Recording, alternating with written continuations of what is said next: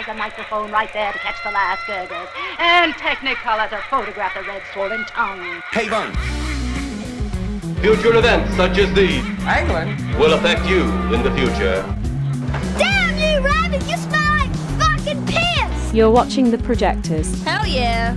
A film fan program discussing a variety of movies from history and around the world. What do you think of this boner I got? Featuring your hosts, Bob Sham. When you're Scandinavian, flopping out your mommy milkers is nothing. And Angela. If they were just gun perverts, this would be fine. Party! Thank you for selecting The Projectors. I want French pancakes like at IHOP. And now a preview of our film discussion. I got this feeling. This weird feeling. How you doing? The plane can explode! It's not a joke! It's not a joke! We get thrown off the plane all because Brownie has a bad dream? I saw it. The plane! It's gonna blow up! It's gonna blow up! Because of you, I'm still alive. We say that the hour of death cannot be forecast. But death could arrive this same afternoon.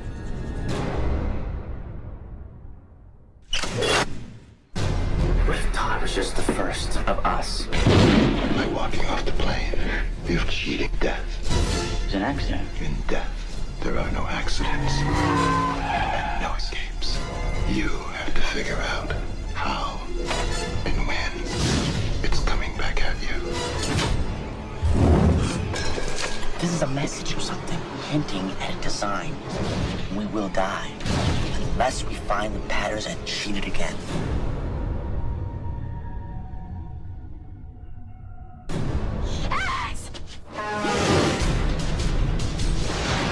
Death isn't done with us.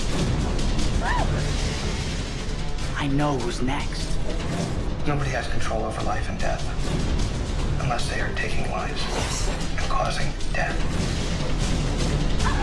I won't let this happen. What are you, God now?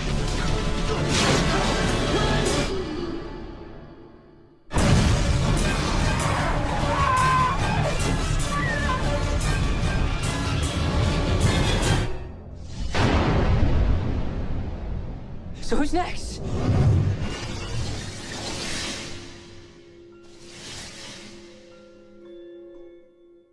Hey, happy Halloween. Tis the season. And the reason for the season Is death. Death. Dying. A lot of death here. A lot of dying in real life, a lot of dying in this franchise we're discussing Man, today. We're surrounded by dying. Yeah. One thing I want to say off the top here is that I'm surprised that the song Destination Unknown by Missing Persons did not appear once in this whole franchise. Is it that expensive?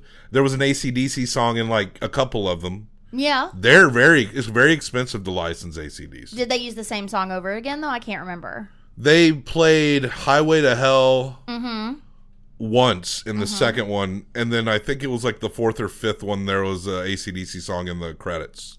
Yes. But they only played it once, each song. But, there is official songs for each movie. But with some movies, I had to kind of pick because it didn't focus as much on the song. But, yeah. Also, before we get into our second week of Halloween Humpfest 3, in which we discuss every single Final Destination movie, I want to just say that, like, when I very clumsily was trying to explain the inter-left conflict in response to One Battle After Another, which I did very badly. Look, I'm good at arguing specific positions, but explaining the broad scope of humanist thought, maybe I'm not the best teacher, I admit. I admit that. It can be difficult. It's a lot. But I did state that maybe the right, in reacting to this movie, that it may not hit their radar, but... Say the movie you're talking about. I said it earlier, One Battle After Another. Oh, sorry, I didn't hear you. Pay attention to the show you're on. Well, there are right-wing movie fans, of course. They all have YouTube channels like us. I mean, I guess we also have a YouTube channel. But everyone who's right-wing and watches movies has a YouTube channel so that they can bitch about woke and shit. So, of course, that element pops up immediately after opening weekend of One Battle After Another. But I was kind of talking about the greater cultural zeitgeist, like. But this is also the whole MAGA zeitgeist. It often is waiting for people to tell them what to be angry about or be offended by. So it's only a matter of time. But I guess I just wanted to specify that, yeah, I know that there's right-wing movie fans. They're right-wing leaning movie analyzers. They're amongst the dumbest of the movie lesters.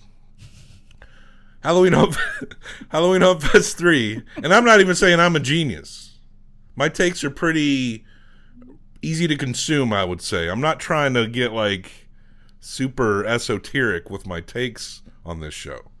But the right-wing movie guys are fucking dumb. Did you know, you do know this because I talked to you about it off camera, that this whole franchise stemmed from a script that Jeffrey Reddick wrote for X-Files, and it was unused. And I think in the first movie, knowing that as I was watching it, I was kind of like, oh, there's a Fed there. You know, I was trying to imagine it almost as an X-Files episode. Oh, definitely. It was very cool. So that concept is interesting, and I love that show. That was my favorite show when I was like a teenager. Now, with Final Destination here, I just want to say before we get into it, I feel like there's not much to discuss here, but like real quick hit points. But this movie has its own tropes that are kind of fun. The number one trope is that I love in this whole franchise is that liquid, when it hits electronics, will definitely catch on fire every single time. There's so many times throughout this franchise where liquid is pouring on an electronic device and flames happen, right? There's usually gasoline or something. And death is coming at people in Rube Goldberg ways. Exactly. The ghost of Rube Goldberg I think that's actually the villain. The villain in this franchise. It's not, they call it death, but it's the ghost of Rube Goldberg. Yeah. Did I look up when Rube Goldberg died? Did you? I did. He died in 1970, which is he passes away 3 years after the initial scene in Bloodlines is set. But you could say, since it's all fictional anyway, that Rube Goldberg's spirit left his body 3 years prior before the body went. Well, I was kind of thinking that in Bloodlines, spoilers all around, she fucks everything up for Death. And then I think Death just kind of was like, what do I do? And then Rube Goldberg died, and Death said, dude, you're my new guy. I got a job for you. Rube Goldberg, of course, is, of course, I don't know if people know who Rube Goldberg is. You just don't know his name. Exactly. Have you ever seen a contraption where a bunch of things happen to it's like overcomplicated, but it's impressive. It's like this engineered thing where like a lot of dominoes. Yeah, where things go and things hit other things to get to other things. Water drips and starts a fire. Well, Rube Goldberg was a cartoonist who presented that concept into popular culture. And yeah, I love the concept. I love the idea of Rube Goldberg, and I love that his name, which most cartoonists of that era are probably lost in obscurity, but Rube Goldberg presented this cultural idea that is actually kind of smart if you know how to pull it off. Absolutely. When you see people actually build these devices and do it, it's always like very impressive. So there is some intelligence in this movie, I guess, in that you have to think of these creative ways in which death can manipulate the environment to take people out. But there's also tons of misdirections, right? Oh, that's another trope where you see things being set up and then they narrowly avoid it and then they just like get hit by a truck in the next scene. Or it's not even that it's being set up. Death is working on a different plan, but you're just so ready for whatever that thing is that's going to trigger that plan that everything looks like the ignition. Everything looks like the start of the Rube Goldberg. And the one thing you don't notice is the thing that kills you when it's not even have anything to do with And that's and another trope that also leads into the second trope, which, and this happens in probably a few of the movies, where the character makes a bold declaration about like, I don't give a shit about death or whatever, and then they immediately get hit by a vehicle. That happens a few times. And it's also a trope in which everyone is like basically just blood bags. Everyone is just like, I don't think there's bones in there. When people like die, it's like they die like the gymnast death, and I think it's 5, God. Right? She actually had a bone come out of her leg. Well, yeah, we saw that, but like what happened to her when she wiped out, like that, it was almost too unbelievable. Mm-hmm. And so one thing that is the through line in every one of these movies is that the death special effects have to look really over the top and you know, special effects wise look shitty. That's just kind of the tradition of that, because you'll notice that even in the movies that are pretty good, that the death spots, they just look wild, like and bad. But I'm not saying I didn't have fun, but a lot of it looked really bad. It's bad in a good way. It's bad in you come to look forward to that blood bag exploding. Yeah, it is so. It does. It is so bad, but I think it's very cool and fun. That's what makes it fun, because it's a little bit campy. It's over the top. Yeah, water it's doesn't a part of it. Leak out of the toilet, kill you, and then retreat back into the toilet. I was going to get into that in the first one. That's the best murder in the first one. That's the dumbest. She's talking about in the first movie, where the first death kill we see, other than the premonition of the kid seeing the plane, we see that. Of course, like in every movie, it's a premonition. We see a horrible catastrophe, and then the main character has to get people off of it, and often like a handful of people are saved, and then they watch and see that his or her premonition was right, and disaster has taken place. And now they all have to die in the order.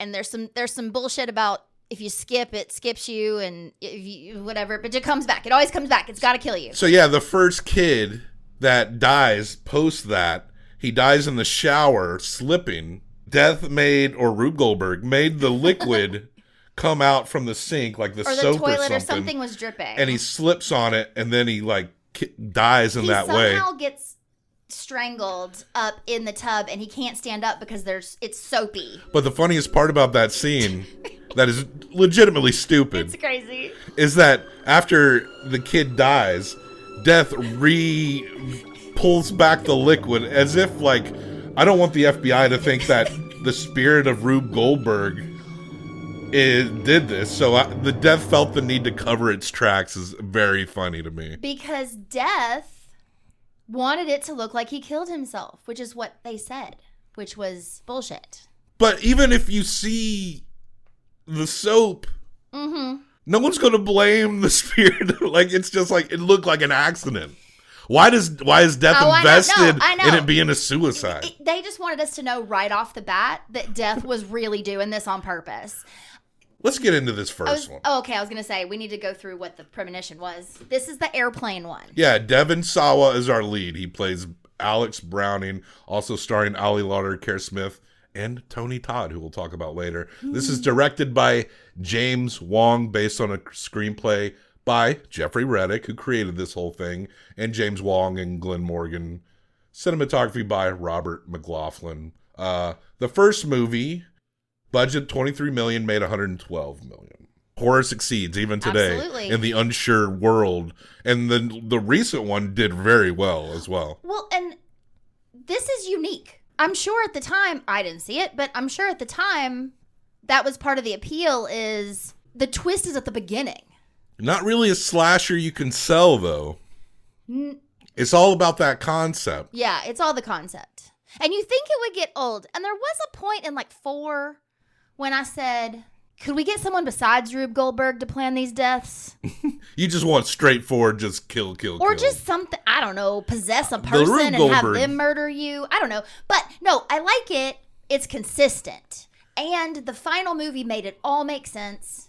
I like the bow it was tied up into. So before you're getting cart before the horse here. Well, yes, but you already mentioned it too. Well, the Grim Reaper is pissed because Devon Sawa was like, we need to get off the fucking plane. We're not going on the French vacation because this plane is going to explode. And his bully gets off the plane, and his girlfriend. It always ends up that they Clear get Rivers, who we see referenced various times throughout the franchise.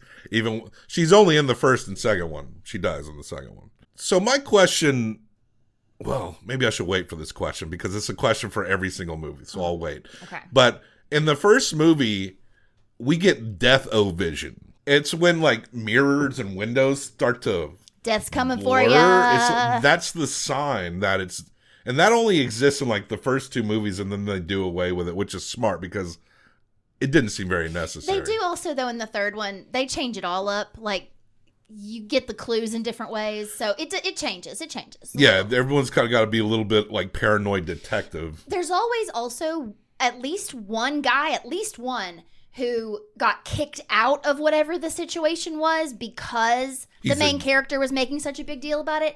And that person is usually, I think, always a dude and is fucking pissed. And then the antagonist. At whoever saved his life. The guy here who, I mean, he's mad at Devon Sawa's character throughout this movie, but he does come around on the end. Like, he can't deny. He has to. Especially after his little blonde girlfriend gets pasted by a truck. You can just drop fucking dead. I actually saw the tail end of the first Final Destination like years ago.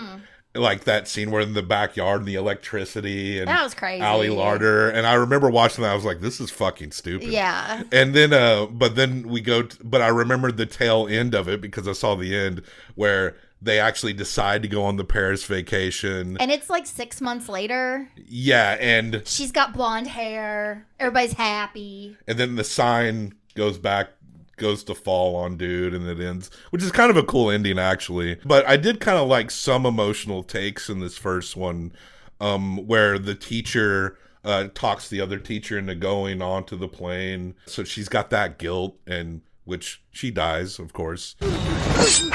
We don't discover the fate of 2 of 3 of these cast members. It's kind of off camera, but we discover by the second one that Clear Rivers. That Clear Rivers survives. She's in the second. She survives, but Devon Sawa's character apparently, between the first and second movies, like a brick hits his head and kills. That's what they said. Like a brick hit him on the head. I thought that happened in the last sequence. I thought both the guys died. The last sequence was the bully dude turned friend. I think he was the one that got what looked like. But you could just say that it smashed all of them, of course. Oh.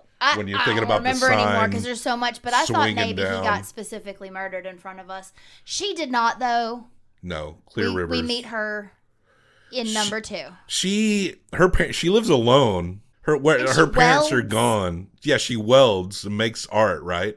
And she's one of those hot girls that's different and wise beyond her years. Yeah. And her parents are gone because they don't care, but apparently they pay for everything, which that's every teenager's dream, isn't it? At some point, she said something. I could be getting this wrong. I got the impression that her mom is like across the street with her boyfriend. Like her parents got divorced and her mom started fucking the guy down the street, and he didn't want kids, so neither did she. That's what it seemed like. So it's not that they're maybe far away, but I'm sure she never sees them. Oh shit.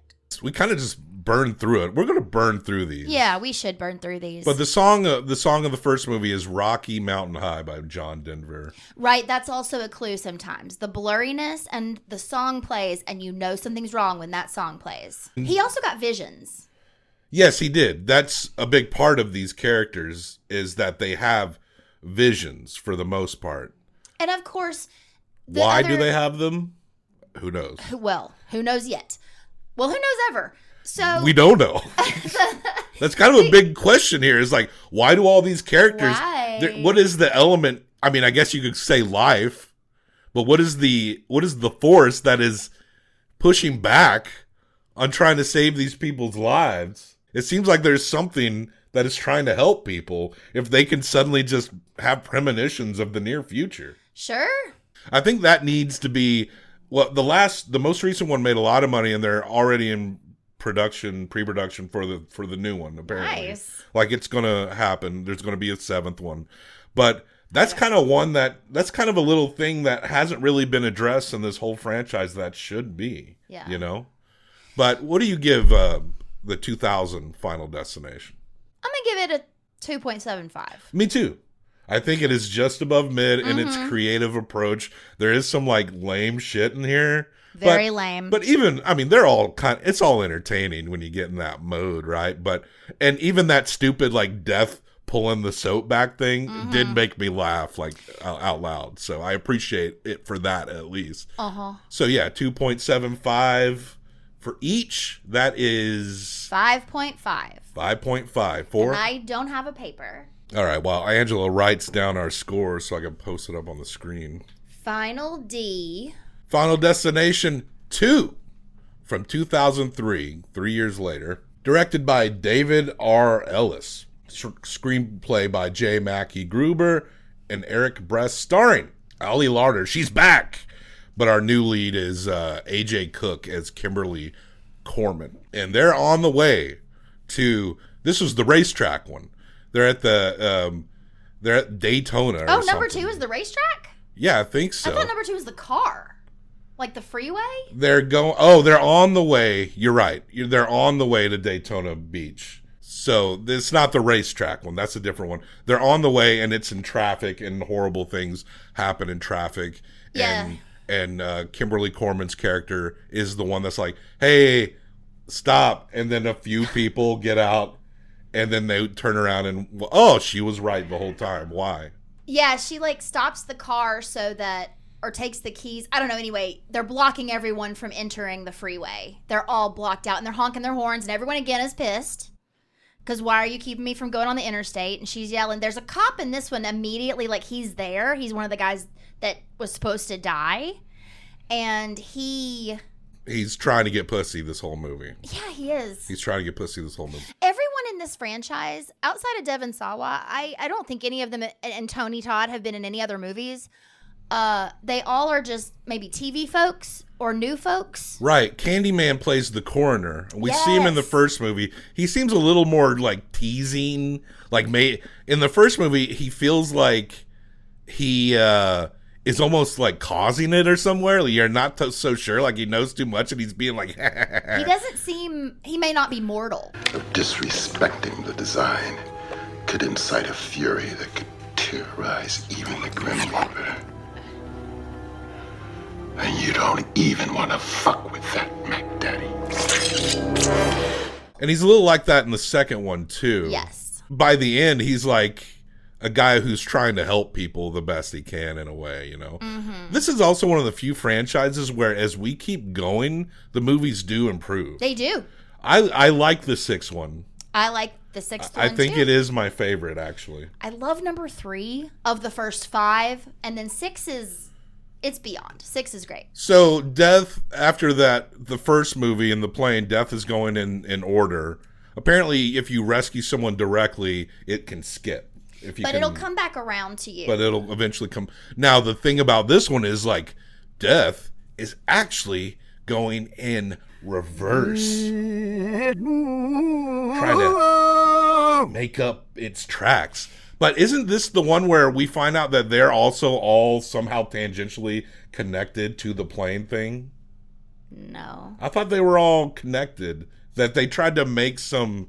Well, pretty weak. I thought it was pretty weak, but it seemed like they were trying to lump it all in. So it was like because it's like a historical event now. It was like 3 months later or something. It wasn't that far. 3 months, 6 months, even since like the last group of kids died or...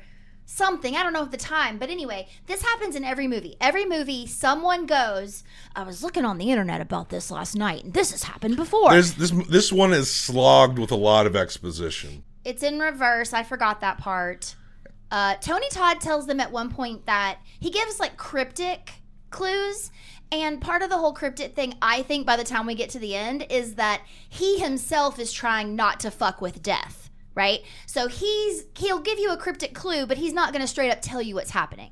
So he says to them that they're like, what happens? What can we do to save us? And he says, only new life can defeat death. What the hell does that mean? Some people say there's a balance to everything. For every life, there's a death. For every death, there is a life. But the introduction of life that was not meant to be, that could invalidate the list. Force death to start anew. Right, and then they have to go to the hospital. They become obsessed. They go get Clear Rivers because she's put herself into an insane asylum. Mm-hmm. So they go and they're like, why don't you help us? And she's like, no, I'm scared. And they're If like, I leave, I'll die. And they're like, you're a giant pussy, bye. And she's like, fine, I guess I don't want to be a pussy, so I'm going to go help them. But she dies. I forget how she dies, like electricity in a hospital, maybe? No. She has this group of people, and, you know, a lot of times these people do know each other because they were in the same place because they're friends or they go to school together. In this case, these were all strangers. So they had to find the people who were there, some of them through the cops, whatever. There was a pregnant woman. She didn't go to the police station. They were like, we don't know where she is, but she was going to have a baby. So they thought, you know, she died in this car accident. So if her baby is born, that's the new life that will defeat the death, and then it'll be broken. And so they all are like grouping together to try to figure out a plan, and they're in this one guy's apartment. I think it's actually the policeman's apartment, and there's like a couple things happen where the Rube Goldberg starts, and then Clear will like see something and like push it and go, oh man, I can't believe that almost got me. And then she finally does get like impaled with something, I think in his apartment. I could be wrong. People start dying, though, really quickly in this one. Yeah, I think the third one is the nails to the head in the hardware store one. We watched all of these, so you're right. These deaths just kind of blur together. This one is crushing in the elevator.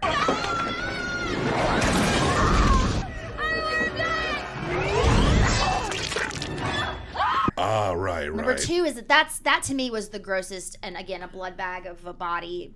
But it was pretty intense. The song of this movie is the aforementioned "Highway to Hell" by AC/DC. They didn't wear it out like they did Rocky Mountain High, but it just felt like it was the most apparent, like some shit was going to go down kind of song that happened in the beginning when she saw the premonition. But they all survive at the end, except the druggy dude that was saved, that was in traffic, rescued this kid. Yes. And it's kind of a throwaway kind of scene, it feels like.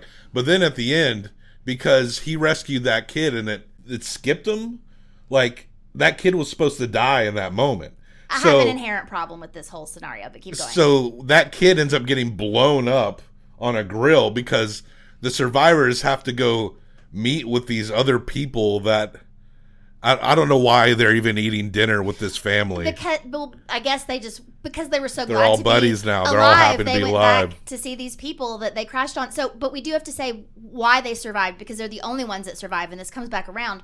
The girl was having also visions, and she thought she was having a vision of the baby being born, but then they figured out that the pregnant woman was not involved in the crash, and she would never have died, so that didn't save them. So the girl gets in an ambulance and drives herself into a lake so that she dies, and then a doctor resuscitates her, and that's why her and the policeman do not die, because she had new life, because she legit died, and then came back to life. I forgot about that. And she's the only one that ever broke it. Spoiler for the rest of them. Yeah, her and the cop survived. They're the only two main in every single one of these movies. Even when they survive, it comes back around. It comes back around. Eventually.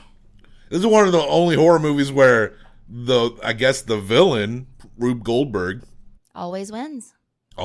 Death gets his due. This movie cost $26 million, made $90 million. So it's a little less than the second one. I need to say my problem with that kid dying. Yeah. And listen, you could have a million problems with this whole movie, but if you stay in the rules of the movie, that kid wouldn't have needed to be saved if they hadn't crashed into that farm. Mm-hmm. They were there and caused the problem that almost killed the kid. So him saving the kid, it's like, would the kid have died in some other way at that moment? I guess the whole thing is, if you're going to die, you're going to die when you're going to die. This one is convoluted. That's why I'm a 0.25 lower. I'm right down the middle with this. Yeah, I'm gonna go 2.25. This was my least favorite one. So it's a 4.75 for Final Destination 2 from 2003. Now for Final Destination 3, we go into the fair. James Wong returns, and it's time, for the fair. The lead here is Mary Elizabeth Winstead as playing Wendy Christensen. You might remember her. She played Ramona Flowers in the Scott Pilgrim movie and Huntress in the Birds of Prey movie. I don't know if you ever saw that. I never saw Birds of Prey. It's just all right. Yeah. I didn't realize she was. I did like. So yeah, this is the fair, the roller coaster event, right? And they can't both ride in the back for some reason because that boyfriend really wants to ride in the front. But the girl is afraid to be in the front. But the girl, I think boyfriend should be in the back with the girlfriend. What fucking difference does it really make? Yeah, so it ends up that her boyfriend is up front with her friend and she's in the back with her friend's boyfriend. Is this the one where they're going to break up, but Yes. the guy doesn't know? Yeah. Yeah. So, yeah, we get Wendy Christensen, played by Mary Elizabeth Winstead, has the terror vision. Again, why? We never know. She's been taking pictures all night, too. Mm-hmm. And they all go to McKinley. Also, throughout the movie, we see the word, because it was Flight 180 in the first movie, we see 180. And we'll see, like, references to Clear Rivers, like, something will be called Clear Rivers. Like, there is a lot of nods that you'd probably forget. I mean, we watched these relatively back-to-back. Yes. So we were able to pick up on that pretty good. But yeah, this is McKinley High. And one kid is named McKinley. And so they're really trying to, well, there's guilt because the boyfriend died, right? And I think this one is 6 years later. Yeah. Yes, her boyfriend did die. He did not survive. He didn't get out. That he was too far ahead when she pulled everyone out of the roller coaster. So they're looking at pictures of throughout the movie of trying to figure out clues as to read, because death will give you clues. Yes. Like the perpetrators of 9/11s, they left clues for us to. Oh God! So the clues. Referencing a Nick Mullen bit, but go on. I don't know it. A couple things changed in this one. We still have Tony Todd, but only as a voiceover, explaining some things at one point. Yeah, he is. And he is in the second one, but yeah, he's just the subway. He's the subway voice. In the third one. Right. And she does not have visions. All of the clues are in the photos that she took that night. So, for example, my favorite kill of the whole franchise. Did you say she doesn't have visions? Well, the clues are in the photos. But she had the vision at the beginning. Yes. But I mean, the clues once you get, like her, like maybe, I don't know, I'm just saying, like, Death put clues in the photos. Yeah. Which is weird because the photos were taken before the thing happened. And there's a point where they're kind of figuring it out badly because everyone dies. But there's one point where this kid, his last name is McKinley. It is the same name as their school. And she's wearing a McKinley shirt. And she's wearing a McKinley shirt, and they don't know how she's going to die. And then they realize this kid, because he's mad and he thinks because she can predict the future that she's responsible, goes to kill her. And there's a point where it's not in the order, so he feels like he's immune. Mm-hmm. And I like that concept when you're not in the order, the right order. Death is autistic, obviously. I mean, if you told me Rube Goldberg was autistic, I'd believe you. Mm. But to be that stringent on the rules, you know? Yeah. So Rube Goldberg, I mean, a guy who would come up with Rube Goldberg devices, you might need a little autism to pull that off. For sure. I now would like to go back to me talking about my favorite kill in the whole franchise. There's these two popular ditzy girls. And the photo that she has of them, they have just won a giant inflatable palm tree. And there's this flare that's gone up on the photo as well. So there's like this like yellow distortion or orange on the photo. And so what ends up happening is they invite her to go to the tanning bed with them, but she doesn't go. They go to the tanning bed, and by a weird, strange of events, as always, they end up in the tanning bed with no other person in the building. All the doors are locked, and even the door to where they are is closed. There are palm trees in this room, and the song starts playing. What's the song of this movie?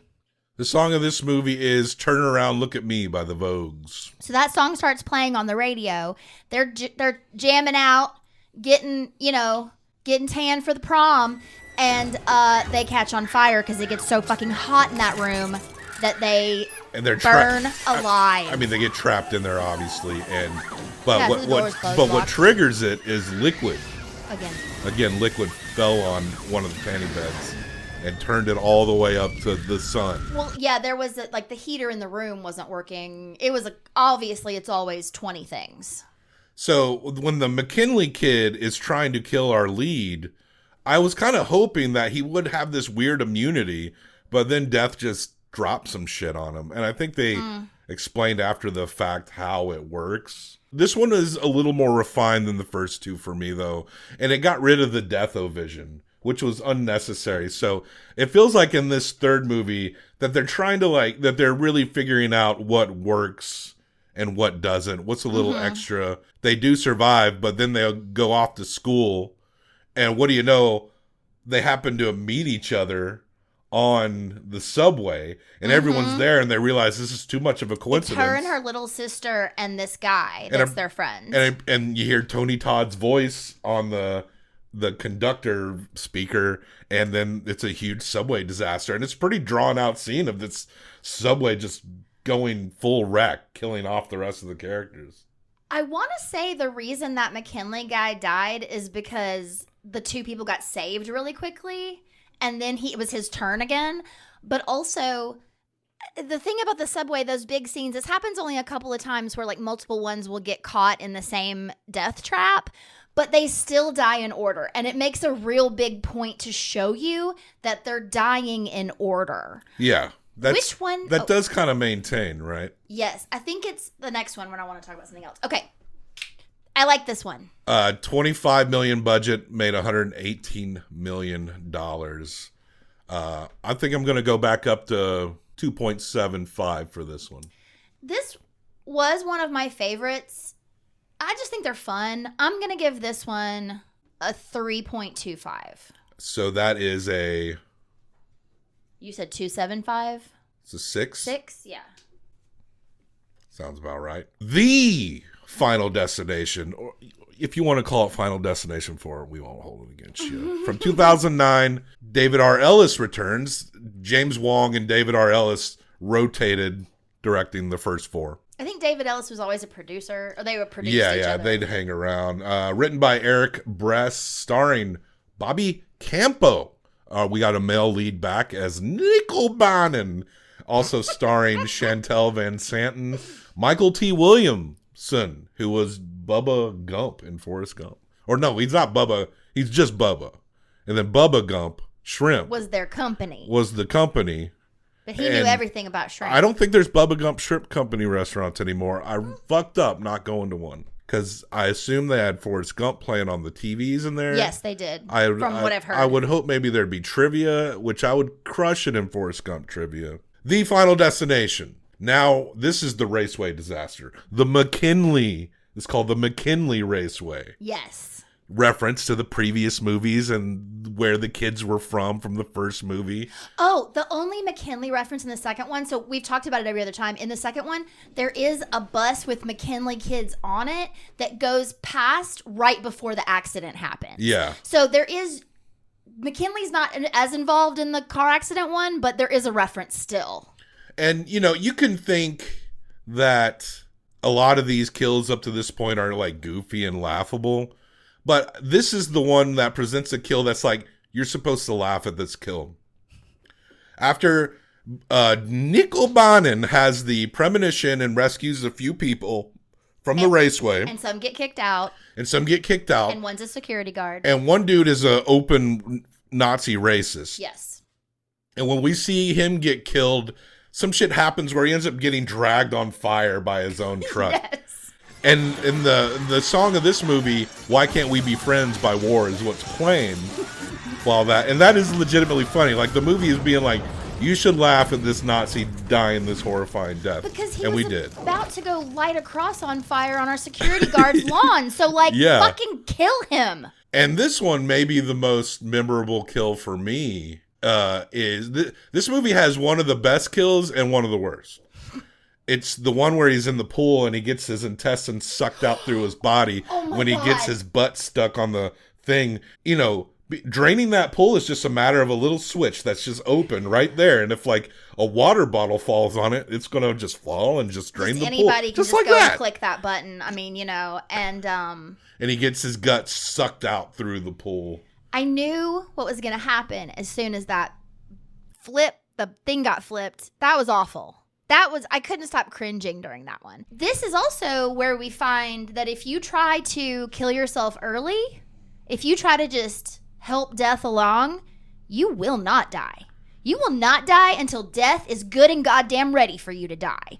So our security guard, he believes all of this. He is a alcoholic who's been clean ever since he got in an accident that killed his wife and daughter. And so once he believes this is going, like once he believes what's happening, he thinks that if he can just kill himself, it'll be the end and he'll save the other kids, hopefully, and it'll be over. But he tries all day to kill himself. And these kids find him where he's tried to hang himself in his back room, but he's not dead. So they like cut him, like they go to like grab him, but it like breaks, like the rope breaks, like he cannot die. Pretty sure at some point, because he thinks he can't die, he becomes one of those deaths that just gets hit by a vehicle.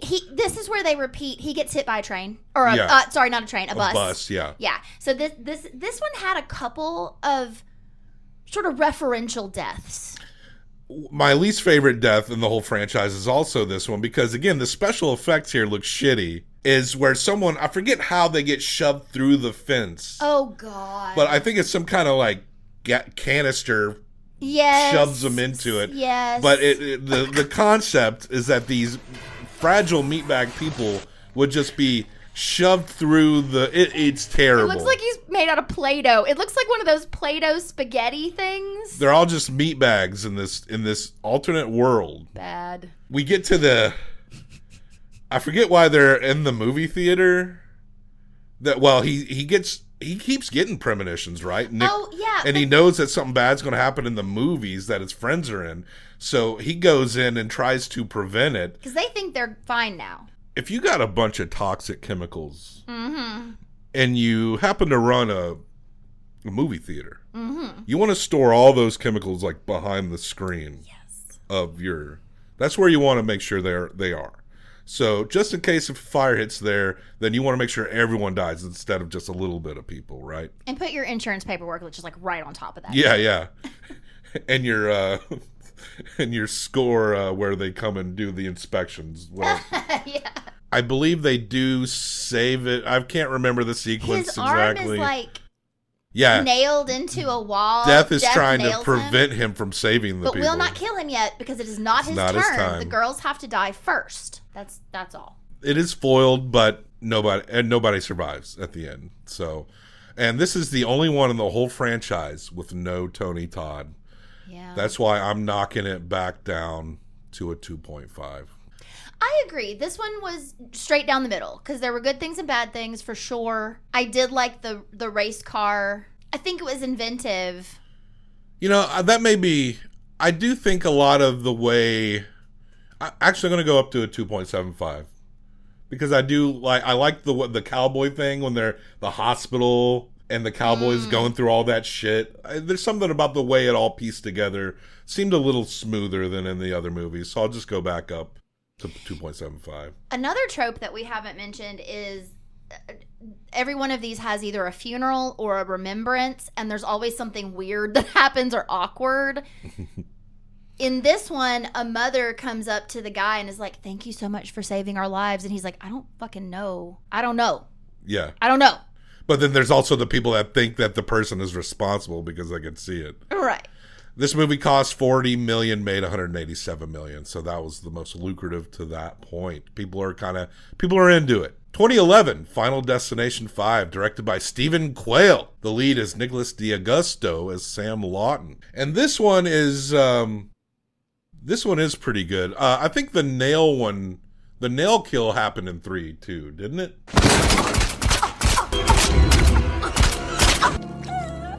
I think that was 3. I forgot to mention the nail kill where they're in the hardware store and the nails go through the girl's head. Yes, because that was the punk kid who worked at the hardware that was store. McKinley's girlfriend that ate it. So yeah, that's why he got so fucking pissed. But in Final Destination 5, it's a disaster on the North Bay Bridge. Oh, right. Okay, I couldn't remember what happened. Now, early on in this movie, there are these references, these cultural references. And I had to check when this movie came out. I was like, They pull up an Everclear is playing on the radio. They work for a paper company. The moody girl has to wear glasses, and someone says very Lisa Loeb, and I'm like, why are they making these references in 2011? I don't know why I pointed out the paper company thing, but well, they I mean, also that seems older. They all work at Dunder Mifflin as well. Basically, yes. Like David Koechner, who's Todd Packer in The Office. Mm-hmm. Is the boss. Is the boss in this, like, not really Dunder Mifflin, but it is Dunder Mifflin. And he is kind of a comical character to an extent. He is. The Office fucked up. Todd Packer should have been the Scranton Strangler. Scranton Strangler, yes. Yes. Anyway, Office heads know what's up. So in this one, our main character is broken up with right before they all get on a bus to go to, I think, some kind of work retreat. They're all going to go, do some trust exercises or something. I don't know. But for some reason, they all meet at work in the morning and get on a bus.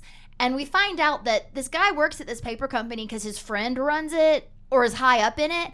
But he really wants to be a chef. And he also works as a chef or something. So they get on this bridge and he sees this whole tragedy happen. There's also a thing in some of these where they go back to the scene of the crime to try to remember what happened at the crime. And that's always really weird. What crime? Well, the no tragedy. Crime, force right, and fucking. No crime, there's no crime. We saw. Well, I guess when the people get mad and they try to, one of the guys turns on him because they think he lost his girlfriend, so he's trying to kill people. Well, in this one. Yeah, the cops are more suspicious in this one. But Molly, the dude's ex, on again, off again, I guess. They have separate lives. They're going off to separate schools, so it's kind of normal that they're splitting. But Molly, in the premonition, is rescued. So she was never meant to die. The one that the girlfriend who breaks up with him.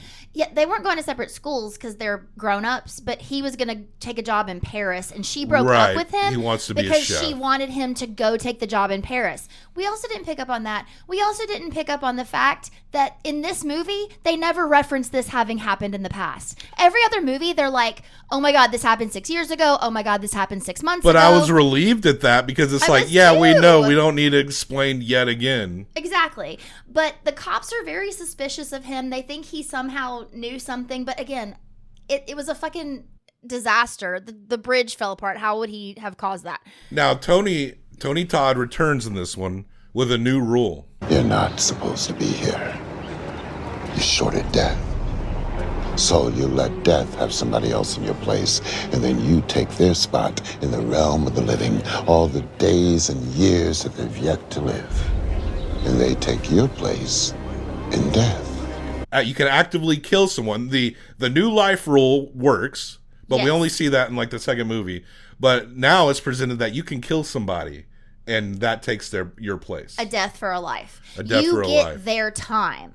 So if you kill someone before they're supposed to die, you get however long on you that they were supposed to live. This is the movie where the gymnast death, which it's not as dumb as the fence death.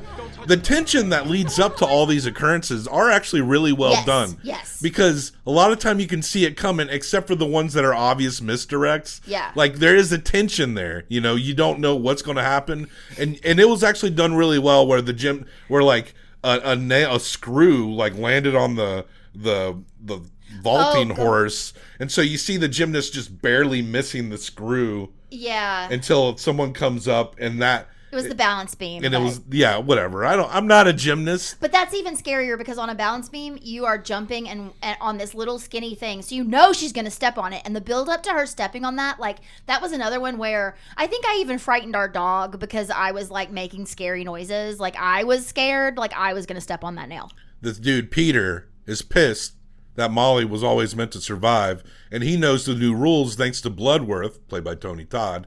And so he goes to kill our lead, Sam Lawton, but he also kills Courtney B. Vance in the process. I was going to say, Courtney B. Vance is in this movie. And this is a point where Peter, who knows he's not in the order, kind of flexes like, it's not my time. He does flex a little bit. Yeah. But there's always something where it's like when they think they're kind of rigging the system, where there becomes an explanation that's like, oh no, technically you would be next or whatever. Right. And he does eat it. But here's what's wild. And that's like a crazy kitchen fight. And this is probably some of the more clever writing in the series we've seen so far. It goes to 2 weeks later, and they all decide they're going to Paris, and I'm like, oh, in the first the guy one, and the girl. Yeah, and I'm like, oh, like in the first movie, he basically says, we have this whole life ahead of us. I'm going to go to Paris. You're going to come with me. We're going to be together. We're going to live out our years. And then from their perspective, in the back of the plane, they see Devon Sawa freaking out and being let off the plane, and we're like, oh shit, that's why we're getting fucking Everclear and Lisa Loeb references. Because we are in the early 2000s. Yeah, this takes place 11 years prior. We've been watching a prequel the whole time, and these people are on that plane when it explodes. And I thought that was cool. I did too. And also, that means the whole like killing someone to get their time, I don't think that meant shit. Yeah, it seems like it didn't matter when it didn't did need not to matter. matter. Song of the movie, Dust in the Wind by Kansas. We actually hear that nice. a lot. Cost $40 million, made $157 million. I liked the end of this one. I am going to give this one... I'm a 3 on this. I'm a 3.25.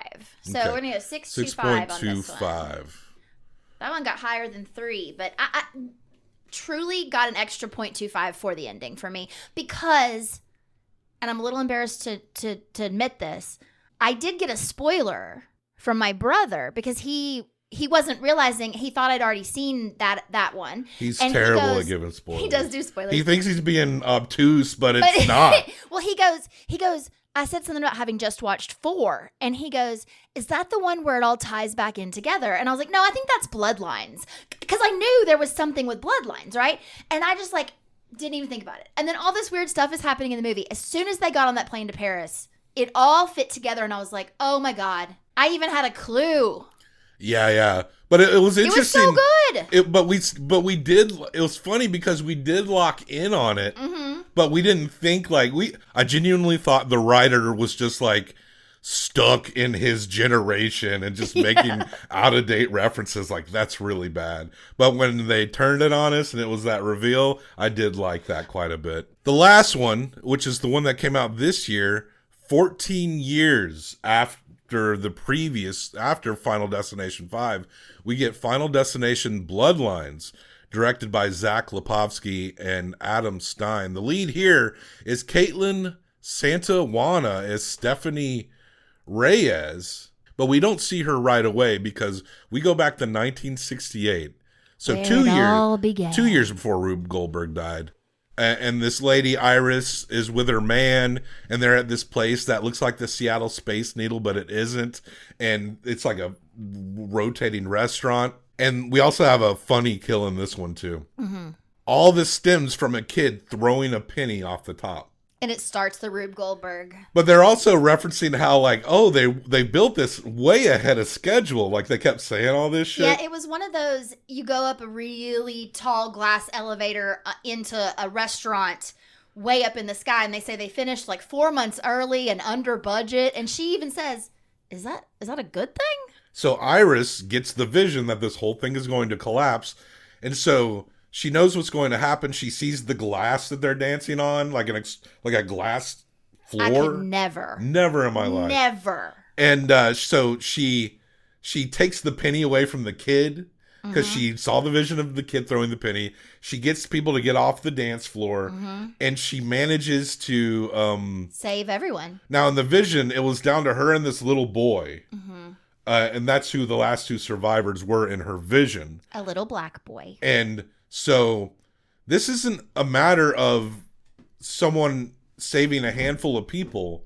Iris literally saved everyone. Yeah, which is 100 people. Which is kind of cool. I like that idea because it was just always about just a group, so that the group can turn around and see the disaster for real, so that everyone knows they're dealing with something beyond them, And so, of course, if you actually manage to save everyone, they're going to think you're a fucking lunatic. So we cut to years later, and and the lead is Caitlin Santawana, Stephanie Reyes. She's Iris's estranged granddaughter. She's having visions. She has the dream. She sees what Iris saw. Yeah. So she knows the order that they die. She knows Iris died at the end and there was a little boy. She's dreaming Iris's You don't old visions. see the little boy. That's off camera. You just know that he fell and you know he died. When we see the premonition of all the death, the funny kill is we see the little boy walk out like he barely escapes and he's like, woo! And then it's like something smashes him. Like,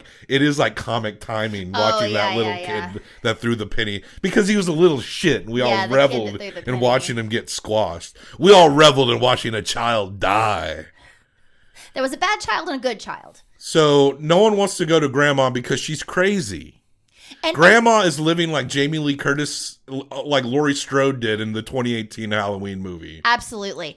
And to the point where she also fucked up her kids, like Laurie Strode did. Yeah. And the mom, this girl's mom, hightailed it out of here when she was like 10. Her little brother doesn't even really remember their mom. And the uncle will not talk about his mother. So their friends, their families are still close. So she knows her uncle and her cousins.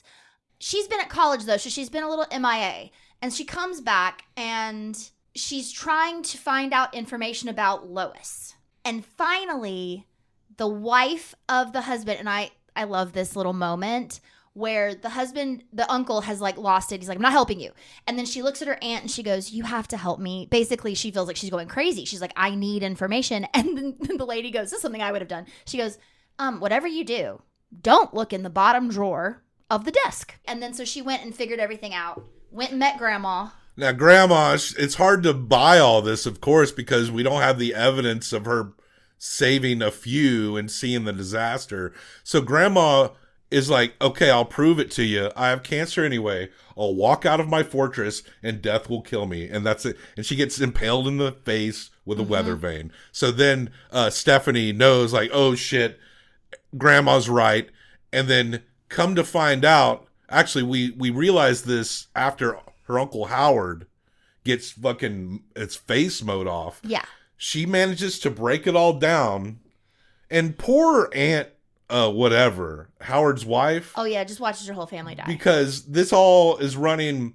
What we realize is that, of course, when Iris saved hundreds of people in that event, that those hundreds of people were all supposed to die. And so literally it's thousands of people at this point. All those people had families that were never supposed to exist. Mm-hmm. So the movie actually kind of ties in. I mean, you can still ask why people are having visions. That's still a question that doesn't get answered. But you can correlate everything that happened as this web from all the movies we've seen as part of the web of Iris rescuing everyone. And death is said to go slowly down these family lines based upon who should have died first at that event. She says death took his time. Yeah. Yeah, you go down the line of the family until she knows that if she doesn't die, her family will be safe. So they're at this point because she was the second to the last to die. Yeah, it was her and the little boy. And what she knows, so it's finally there. Death has taken everyone and their kids up to this point. One of the coolest images in the whole series is when Stephanie tapes up all of Grandma's information on the wall, and there is literally a timeline that goes from Charlie Day conspiracy style. Yeah, it goes from all the way from when it happened all the way to now to their family, and it shows like she's tracked every single member of every family and how they died. She has a book where she's got articles on articles, and so they finally start believing. Her mom comes back too. She's crazy, been living in a camper. But mom is instilled with the paranoia. She comes back for the funeral, I think is how they get her back. And then we go see Uncle Howard get his face mowed off because it's going to go down Howard's bloodline because he's next because of the order in which people were born. So it's basically concentrating on Howard's kids but one kid, the more punkier piercing, who works in the tattoo shop, does piercings and stuff. We see this. It's actually a great scene where he gets his nose ring hooked and his tattoo shop catches on fire and it's like, oh, this guy's gonna die. And we see like it all burn out. And then he shows up in like the next scene like, oh, I managed. The paramedic said I was so fucking lucky. And it's like, why didn't this kid die? Well, it turns out Aunt Brenda cheated on Uncle Howard and Eric ain't actually Howard's son. But Eric does get killed in a horrible way because later. he tries to fuck with Death. Because he tries to to his fuck brother. with Death, and shit gets messy, as Grandma Iris said, when you fuck with Death. Don't be fucking with Death. But this also comes back, and we've established this in number 2, that if you flatline and someone brings you back, that breaks the chain. And we also get one last appearance because Grandma Iris had a friend named JB. And turns out JB was the kid that Iris saved. It was down to the kid and Iris as the last two that died in the premonition. And that JB kid turns out to be the coroner, Tony Todd's character. Iris said that you'd found somebody who stopped Death and survived. Yes.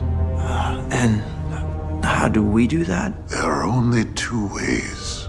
By killing or by dying. If you take a life, you get the time that person had left. What? No, I'm not gonna kill someone. Maybe we should let the guy finish. And he's like, listen, I've made my peace with it. I helped your grandma, I don't have long anyway. He was a very old man at this point. And Tony Todd himself is very skinny. Yes. He's suffering from health problems. A year later, he would succumb to stomach cancer. So, rest in peace, Tony Todd. We'll dedicate it all to him because we love Candyman and we liked seeing him in this franchise. There's something, I don't know, yeah. There's something comforting to us to see him in there. That was the most exciting thing. Yeah, and it was like, oh, Candyman's here, and it was like cool. And we were actually bummed when we didn't really see him for 1 or 2 movies. Yeah, when he finally, at the very end of 3, was the voice on the subway, immediately I was like, is that Tony Todd? It was. It was exciting. Yeah, so he basically says, I'm just gonna be old. But he does tell them about the only girl who ever cheated Death was the one in the ambulance. The second one. Who truly flatlined. You have to flatline. So then a bunch of shit happens and our main character drowns. Stephanie is brought back from drowning. I can't remember who. Her little brother. They were the only two left. Right.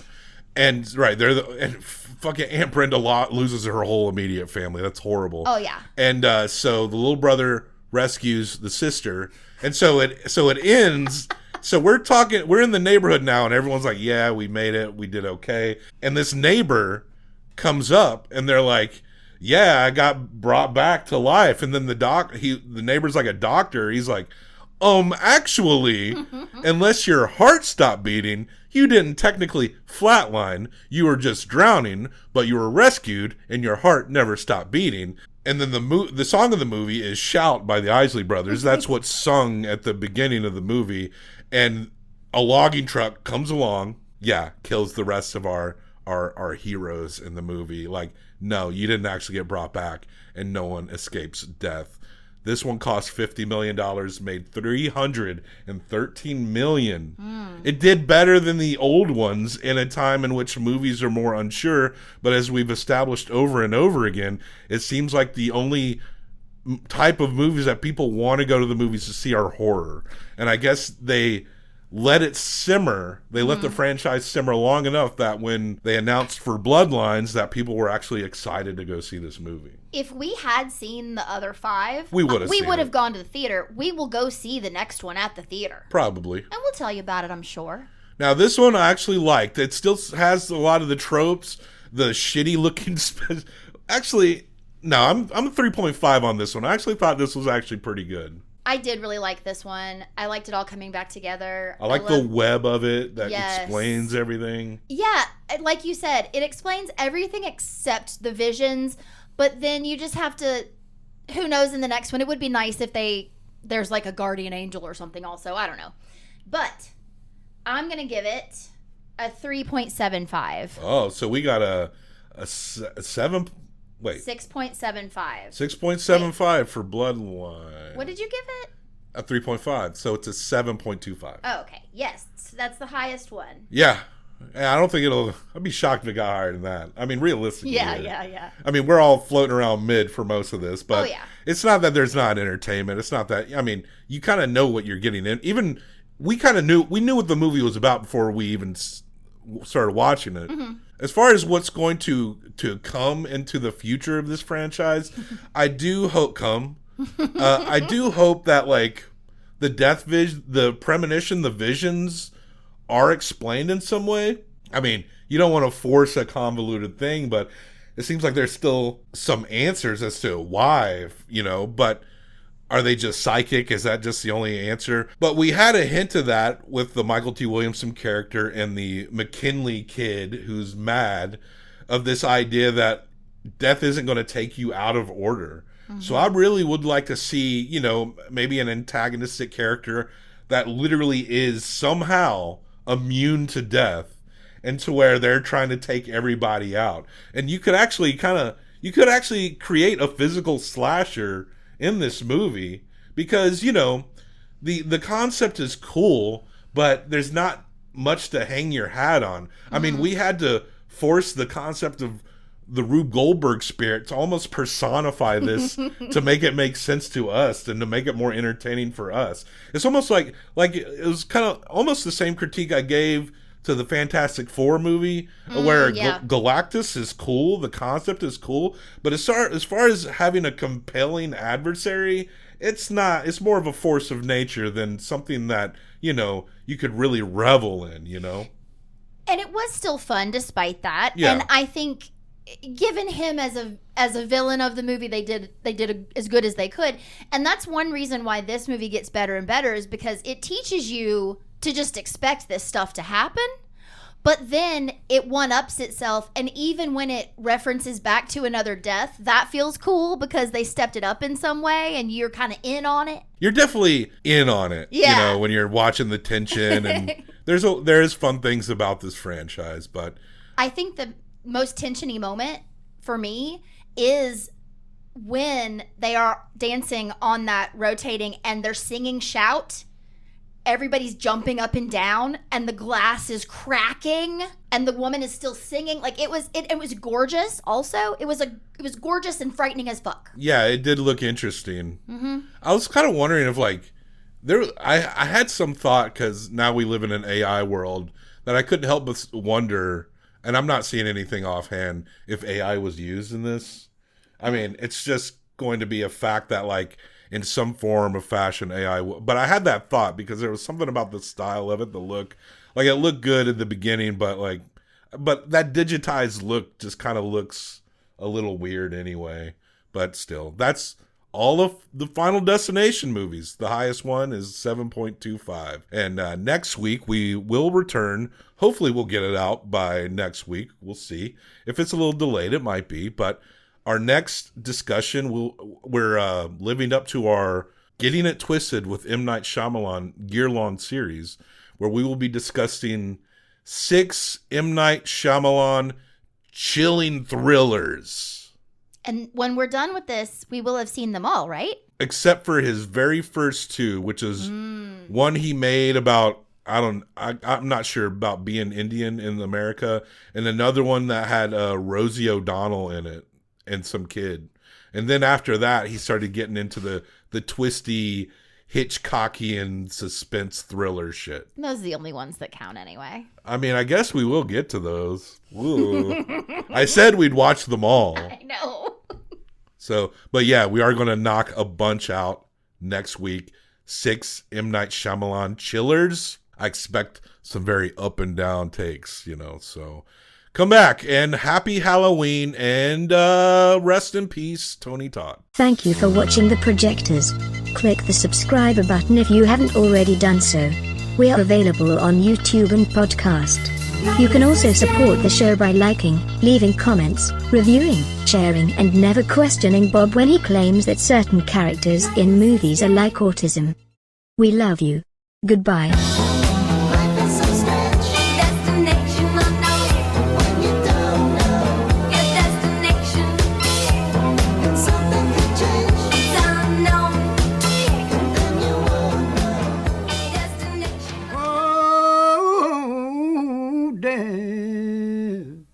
Won't you spare me over till another year? Life is precious. Enjoy every single second. You never know when.